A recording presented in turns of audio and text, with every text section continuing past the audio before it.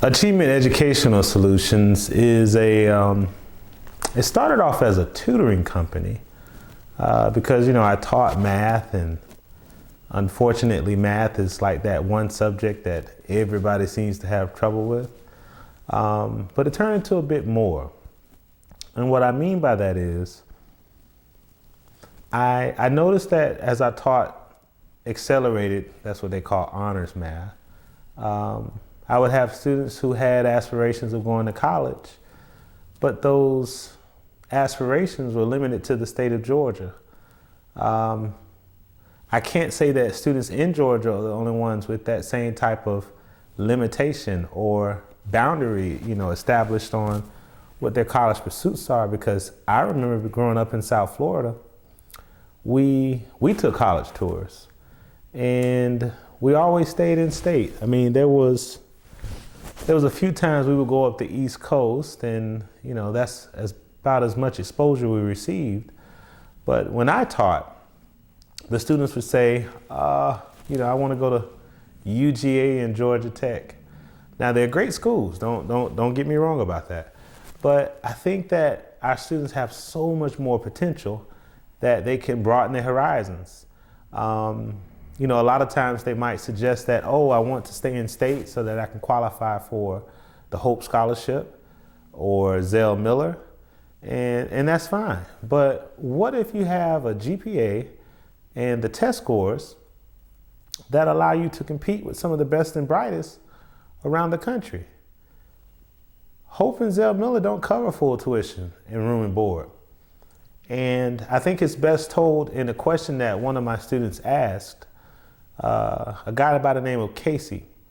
He was a tour guide at Harvard. And one of the students said, well, Casey, do you all offer scholarships? And Casey said no.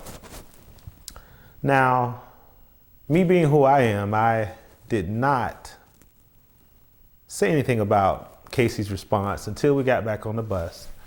And as everybody got seated, I grabbed the microphone and we had a debriefing about our experience. And of course, the students liked the history, the setup, Harvard being right there, in the middle of the city, blah, blah, blah. But then I wanted to make sure that they understood what was meant by the fact that they don't offer scholarships.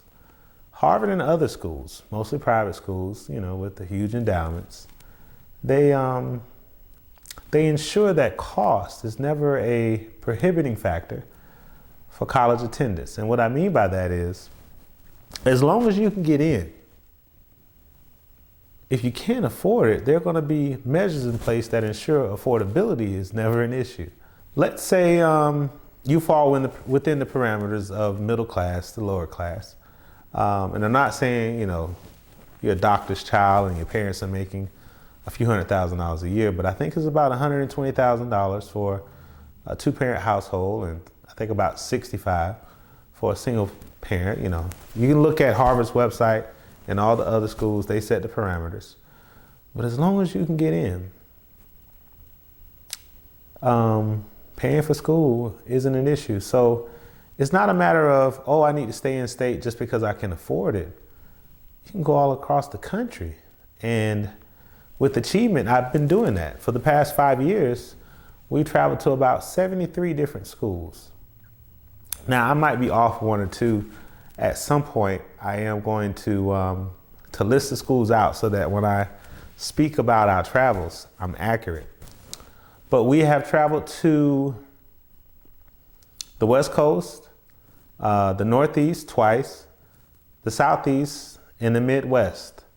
We've been as far south on the west side as Los Angeles. We drove all the way up from LA up to Seattle. I think that year we visited about 15, 16 schools.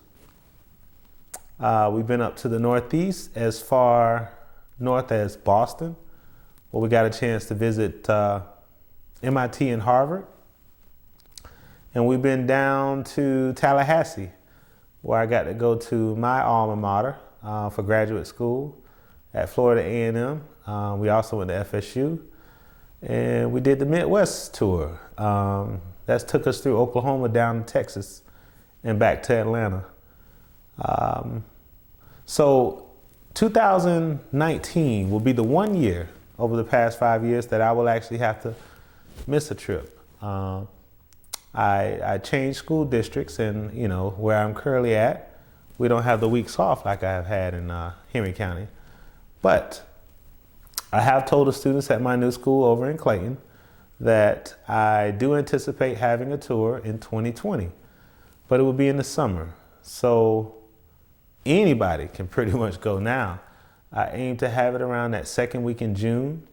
And just like always, it'll end up being a 9-day, 8-night event. We usually go from Saturday till that next Sunday. And we have a great time.